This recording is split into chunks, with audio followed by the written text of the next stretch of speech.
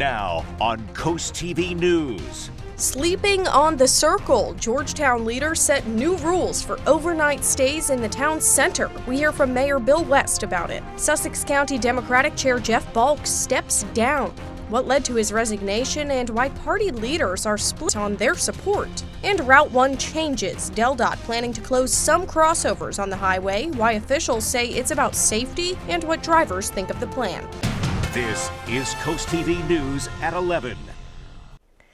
The Georgetown Circle and new rules about sleeping overnight there.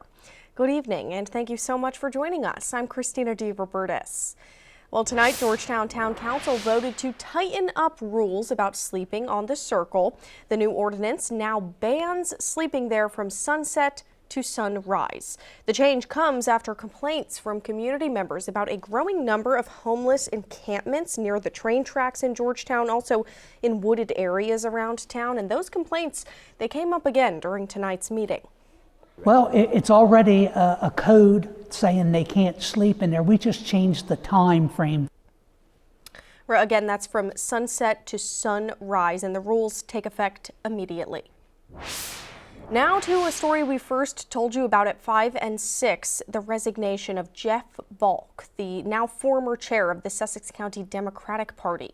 His resignation comes after news broke that Balk was convicted of sodomy in Missouri in the 1980s. According to Missouri court records, Balk was sentenced to 10 years in prison for the sodomy charges. Additionally, in a 1988 newspaper article from the St. Louis Dispatch, it also says Balk was charged with 11 counts of first-degree deviant sexual assault and 1 count of felony theft. According to that newspaper, Balk confessed to paying and engaging in sex with 5 boys ages 13 to 15 between 1984 and 1986.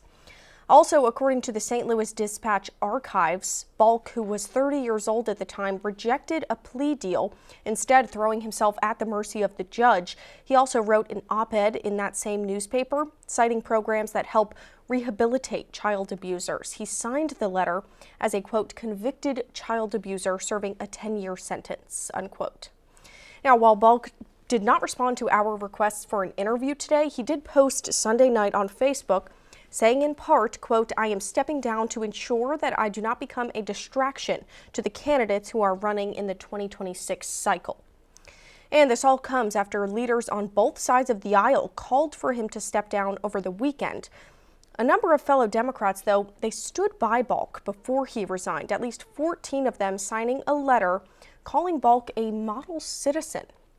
Sussex County Republican Chair Daniel Willis says the people who signed that letter should follow Balk out the door.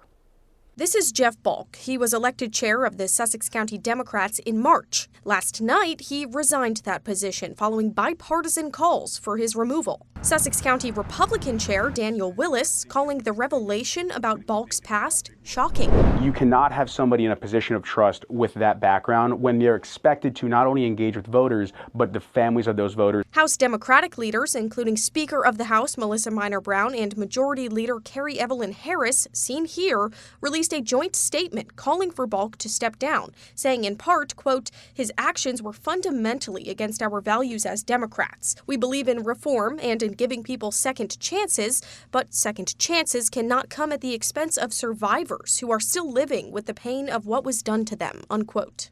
But at least 14 other Democrats felt differently, signing on to this letter in support of Balk, who they say actively helped the party over the past 7 months. The group said it had, quote, no intention of abandoning our chair. Willis says the letter signers should resign as well. Any person and every person who signed their name in the letter of support of Jeff Balk needs to resign and follow suit if they want to begin to reestablish trust and accountability in that party. And people in Sussex County say they agree. I think it was absolutely the right thing to do, regardless of how long ago anything happened.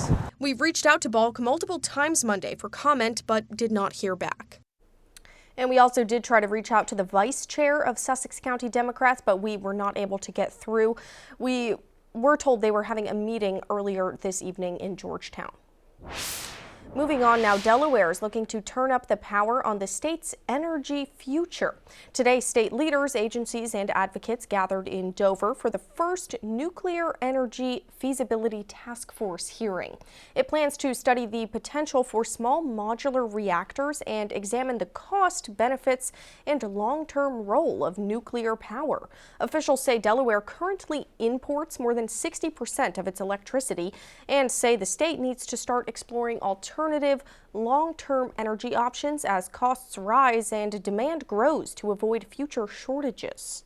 By 2035, that the demand is going to outpace supply in the Northeast region. So getting ahead of this, because any build, whether it's a fossil plant like a gas cogeneration power plant or a small modular reactor or a large nuclear plant, can take anywhere from 5 to 10 years to go build. Now, the next nuclear task force meeting is scheduled for December 1st at 9 a.m. at Legislative Hall. Now to Bethany Beach, the town looking to fight erosion, but not right on the coastline we're talking about today. People we spoke with say they've been looking forward to a new project that just kicked off. You can see there are markers wrapped around trees and flags placed in the ground. It's all in preparation for the Loop Canal project in Bethany. It will cost nearly $1.4 million. It's been years in the making. It's set to begin today. According to the Bethany Beach Council, crews are planning to build an 855-foot retaining wall along the loop to help prevent erosion and protect the surrounding habitat there. The president of the Lake Bethany Community Association took a walk around the project site today, and they say although the price tag is high, it's needed. To prevent erosion long term, for the boaters and the trees and the birds, yeah, it's like I said, for into the future. I think it's a good use of the money. And the council expects the project to be completed by March 2026. They say it will help stabilize the canal bank for many years to come. Now we're looking live into Ocean City, and our First Alert Chief Meteorologist Paul Williams joins us now with a check on the weather. Good evening, Paul. Good evening to you, Christina. And right now we are concerned about very vibrant winds that's going to cause some complications and possibly complicate beach erosion.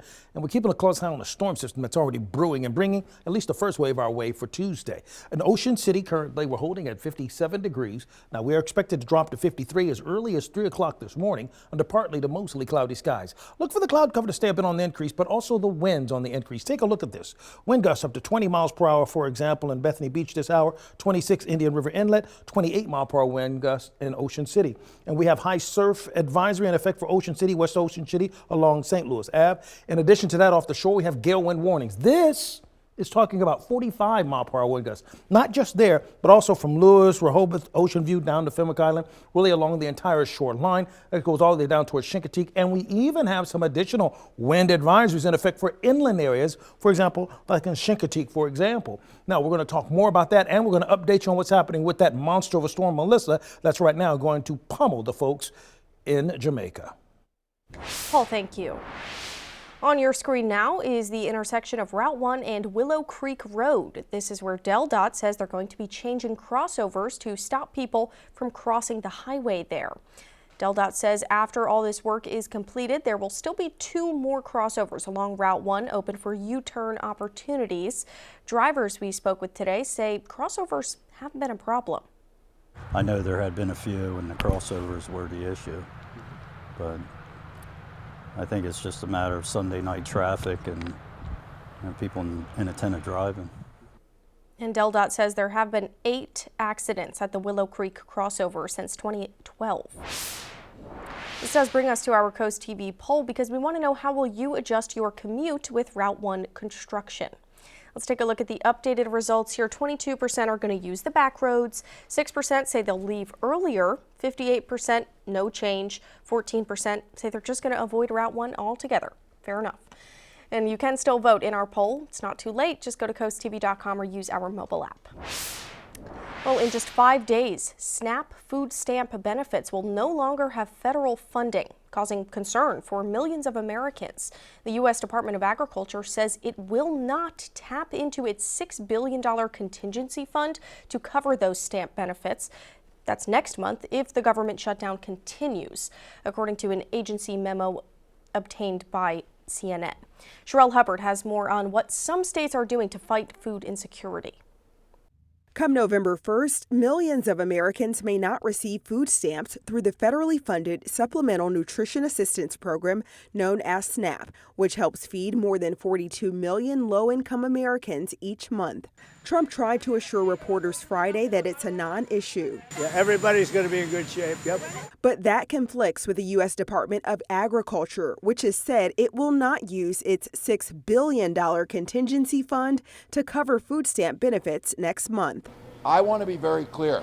USDA, during this shutdown, has contingency funds that they could release just like us.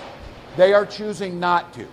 Illinois' governor says the state government is going to support its food pantries as best it can, but blamed a Republican-controlled government for the looming lapse in benefits. Donald Trump is unwilling to reopen the government, unwilling to sit down with Democrats. I mean, he's in control of the government.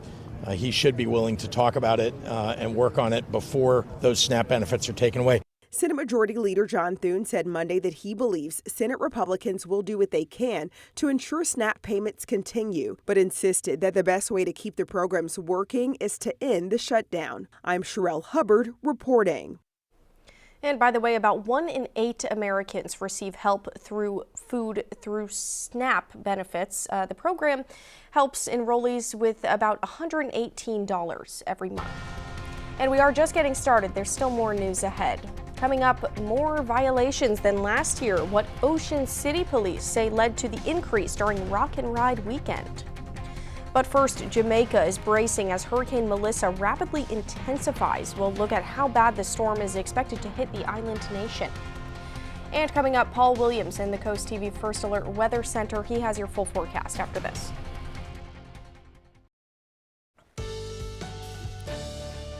We have very gusty winds to be concerned with right here, and possibly a nor'easter storm. And then on top of that, we've got that monster of a storm close to Jamaica by the name of Melissa. I don't see Melissa having a direct effect on us, just saying right off the bat.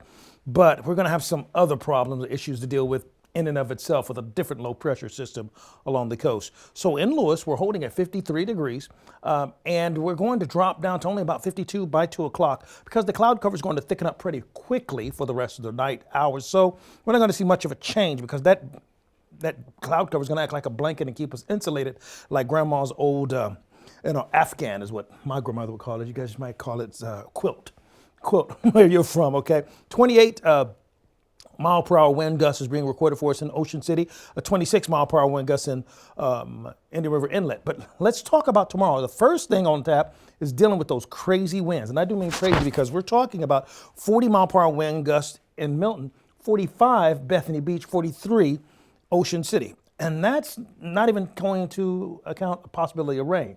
Wednesday at noon, lunchtime, we'll have 33 to 35 mile-per-hour wind gusts. So it's going to be a slight low, not by much, but a slight low. And then we go back to the concern for 40 to 45 mile-per-hour winds for Thursday. So we're looking at 3 days in a row. We're looking at 30-plus mile-per-hour wind gusts sticking around. Now, as far as tonight is concerned, we're going to have 50 degrees and increasing cloud cover. You see, at 5 o'clock in the morning, we wake up to temperatures in the mid-50s. And then we're going to see it climb to maybe 60 degrees. Not much of a movement there because the cloud cover, it's just going to be a milky skyline all day long. Not much in the way of, bright sunshine. Wednesday will clear out in time to see some sunshine and it'll warm into the lower 60s. But that's only a setup for Thursday rain and isolated thunderstorms. And you can see right around mid-morning, 11 o'clock, we're looking for isolated thunderstorms to flare up. And don't be surprised on Thursday if we have some severe storms. I wouldn't be shocked at all, not by the least amount. Because on Thursday, we have a 94% chance of rain. That's about as sure a bet as you're ever going to get in meteorology. And so we can see wider view of what's happening in our expectation for the model run with thunderstorms lifting towards New York by 2 o'clock, but then clearing out by late Thursday. So keeping all that in mind. Here's a look at your 7-day forecast. We are looking for the rain to come to an end by the time we get to Friday. just in time for Halloween so things can finally get out of the way. Now, here's the latest on what's happening with Melissa moving to the northeast at 2 miles per hour. Sustained winds at 175 miles per hour, gusts up to 215 miles per hour for poor little Jamaica. Category 5 for right now. It will be the strongest one that's ever hit that area. So we're looking at widespread hurricane warnings and all of that. That's going to stay dominant throughout the entire area. With Melissa and the tracking, the spaghetti models are saying most of them are moving across the Caicos. Now, the storm is now just hours away from slamming directly into the island nation of Jamaica. And the time of evacuation, the island is really over. Now, residents stranded, tourists will have to face the storm face to face, possibly days, if not weeks, with misery to follow. Officials warn that it could be catastrophic. George Solis is in the storm's path in Jamaica and files this latest report. Tonight, Hurricane Melissa on a collision course with Jamaica. Outer bands of the monster Category 5 storm roaring ashore. We are real worried because it might just rip the whole place apart. The island is bracing for dangerous winds up to 175 miles an hour, 30 to 40 inches of rain, and life-threatening storm surge. Officials warning flash floods and landslides could be catastrophic, and power outages may last weeks or even months. A dose of heavy wind and rain expected to pummel the island. Low-lying areas expected to flood, and infrastructure is expected to suffer. This stunning satellite image captured lightning flashes inside Melissa's eye wall. But the storm is so powerful, a NOAA hurricane hunting aircraft reportedly had to turn back. If Melissa makes landfall as a Category 5, it will be the strongest hurricane ever in Jamaica. What is the message to the island? This is as strong and serious a storm as we've ever contemplated. Now is not the time to panic, but it is the time to complete your plans and preparations. Many tourists staying at resorts that dot the coastline race to get out before the airports closed. But American honeymooners Kyle Peel and Kelsey Helotke decided to ride out the storm at their hotel. We have all the supplies we need, and we have plenty of money in the bank account in case we get stuck here for a little longer than expected. The slow-moving storm has claimed at least 4 lives in the Dominican Republic and Haiti. Now high-risk neighborhoods in Jamaica are under mandatory evacuation orders, though officials say some are refusing to leave. If you're smart, we can work together. If you are not, unfortunately, you will pay the consequences. Coming up in tonight's Consumer Watch, we look at the price of holiday meals this year, what it's going to cost you to put a turkey and all the other stuff on the table. This is Coast TV News at 11. According to the Ocean City Police Department, the event OC Rock and Ride saw more tickets and more traffic violations than last year. Police say it's due to the town implementing a special event zone for the first time during Bike Week. What that does is not only does it lower the speed limits, but it also increases fines and really puts a heavy focus on kind of that reckless behavior, you know, whether it's your exhibition driving, burning tires, the excessive speeding and things like that. Officials say they plan to bring the special event zone back next year, hoping this year serves as a wake-up call to drivers. The release of new national dietary guidelines is on hold, thanks to the government shutdown. The Trump administration says the funding stoppage disrupted efforts to finalize those guidelines by the end of October. Both the Department of Health and Human Services and the Department of Agriculture are now tentatively targeting December for the rollout of these highly anticipated nutrition advice guidelines. Major changes are expected to the government's recommendations for a healthy diet. Well, not only has the cost of living gotten more expensive for Americans, but many consumers are now feeling the financial squeeze at the grocery store. And in tonight's Consumer Watch, Jen Sullivan looks at the prices of some key holiday staples and explains why your Thanksgiving meal will likely cost you more this year. The cost of food continues to rise. A key inflation report shows September grocery prices are up 2.7% from a year ago. Nobody wins. We don't win, the customer doesn't win, the supplier doesn't win. Stu Leonard Jr. is the CEO of Stu Leonard's grocery chain. He says tariffs have caused the prices of some items like shrimp to go up, forcing them to buy elsewhere. We've had to stop buying shrimp from Brazil. We went down to Ecuador, even Vietnam and Thailand. And it's not just seafood prices going up. Taking a deeper look at this latest inflation report, food prices for many popular ingredients in holiday dishes are up, meaning your Thanksgiving meal will likely cost you more this year. Potatoes, meats, fresh vegetables, bakery products, and alcohol prices are all up from a year ago. It certainly adds up. Bankrate financial analyst Stephen Cates says there are a variety of factors impacting prices. Tariffs can have an impact. The crops can have an impact.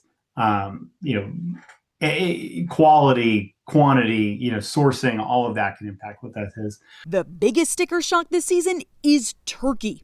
The annual wholesale price for frozen turkey is about $1.32 per pound. That's roughly 40% higher than last year, according to the U.S. Department of Agriculture. There is some good news. Eggs and butter have both dropped in price in the last year. For Consumer Watch, I'm Jen Sullivan. Coming up in sports, a preview of the Delaware Field Hockey State Tournament. Both the Division I and Division II brackets are set. Well, Saturday Night Live is dark this week, but it returns with a new show this upcoming Saturday. It's hosted by Miles Teller. And in the meantime, one of SNL's legendary writers is in the spotlight of a new documentary streaming right now on Peacock. It's called Downey Wrote That. It focuses on Jim Downey's 30-plus years creating many of SNL's most memorable sketches. Mark Barger talked to Downey and one of his SNL pals about his time on the show. Many iconic lines. Strategery. From SNL's long history. I'm not gonna do it. Came from the mind of one man, Jim Downey. Jim Downey's the best writer that I ever worked with. A new Peacock documentary, Downey Wrote That, explores his more than 30 years writing for the show. When a really good idea comes, it's like a powder that you just mix with water, and it's there, the whole thing. Downey was 24 when he joined SNL in its second season. This is my first office that I shared with Bill Murray. He was a lively office mate. He was always the cast member who you throw him out naked and he would do fine. But Downey did create plenty of material for Murray, including their mutual favorite. ¿Quién es más macho? It was a game show entirely in Spanish. I was just so grateful. It's like, oh, this will live forever. ¿Quién es más macho? Fernando Lamas o Ricardo Montalban? We rehearsed it for hours, and they'd say, Billy, you got it? It's like, no, I don't think so. Just because I wanted to keep doing it over and over again. Downey was a cast member himself for one season in 1980. Live from New York, it's Saturday night. Years later, his legendary bank commercial spoof brought him back on camera. We will work with the customer to give that customer the change that he or she needs. If you come to us with a $20 bill, we can give you 2 10s. We can give you 4 5s. We can give you a 10 and 2 5s. Dana Carvey took one of Downey's ideas to the next level. On the paper, it was not going to do it, and that became Nagada. Downey also shared a comic mindset with Norm Macdonald. We had the same kind of instincts, the same kind of things we didn't want to do, which is just as important. Their Weekend Update jokes about O.J. Simpson got them both fired by the network, though Downey would eventually return to add to his SNL legacy. Most of what makes us laugh is something that's true. Just you've never heard it put that way before.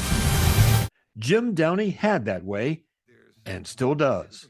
He continues to get funnier and funnier. I enjoy him more now than ever. Mark Barger, NBC Entertainment. And Downey Wrote That. It's streaming right now on Peacock. Jim Downey retired from SNL in 2013, but he's still active. Downey has a small role in the Leonardo DiCaprio film One Battle After Another. That's in theaters right now, and you can catch Downey Wednesday night when he visits Jimmy Fallon on The Tonight Show. Delmarva Sports Network from the Wawa Studios. It's state tournament time in Delaware. The DIAA field hockey brackets were released today, so let's take a look at how they shook out. Starting in Division I, there are 8 teams that begin their postseason journey on Thursday. Smyrna earned the top seed. The Eagles boast a 15-1 record and the Henlopen Conference title already on their resume. Smyrna hopes to get some revenge. It fell 2-1 to Cape Henlopen in the state championship last year, and the Vikings are ready to compete again with a 14-1 record and the 2 seed. Cesar Rodney, Milford, and Polytech round out the Henlopen representatives in the bracket. How about that? The conference makes up over half of the state tournament teams. And in Division II, it's a larger group, 12 teams and an extra round to start out on Wednesday. There's an obvious omission here. No Delmar, the reigning Delaware D2 champ. The Wildcats had a down year, finishing 6-8-1. The team Delmar beat to win it all last November. Wilmington Friends owns the top spot, but the Quakers did just lose their first game of the year, an overtime thriller at Tower Hill. There are 3 representatives of the Henlopen Conference: Indian River, Sussex Academy, and Lake Forest. 2 of those teams battle in the first round, so only 2 can reach the quarterfinals. For coverage throughout the playoffs, follow @Delmarva Sports on social media. That'll do it for sports. Right now in Dover, we're going to drop back to 46 degrees by 3 o'clock, partly cloudy skies. Now, we're a little bit quiet now, but we do have concerns for wind, so be mindful of the gale wind warnings that are in effect around the entire region, along with the high surf advisory that's active for Ocean City. And then we have the wind advisory in effect for us in Chincoteague. That gale wind warning, watching out for 45-mile-per-hour wind gusts. John Vatrice of Seaford, congratulations, courtesy of Paul Davis Restoration and Home Remodeling. You're our new umbrella giveaway. By the way, folks who are at the parade, I'm not going to bring you your umbrella. You got to come here, okay? I don't have the gas, okay? Anyway, here's a look at your exclusive 10-day forecast. And we're looking at rain until we get to Halloween, and it'll be done by then. Okay, good to know. Sure. So, but you drive an electric car, so... Still, I don't have that much electricity. Even that's going up. Thank you, Paul, and thanks for joining us for Coast TV News at 11 tonight. You can find more news. Just download our Coast TV News app or join us again tomorrow for Coast TV News at 5 a.m. The Tonight Show's next. Have a great night.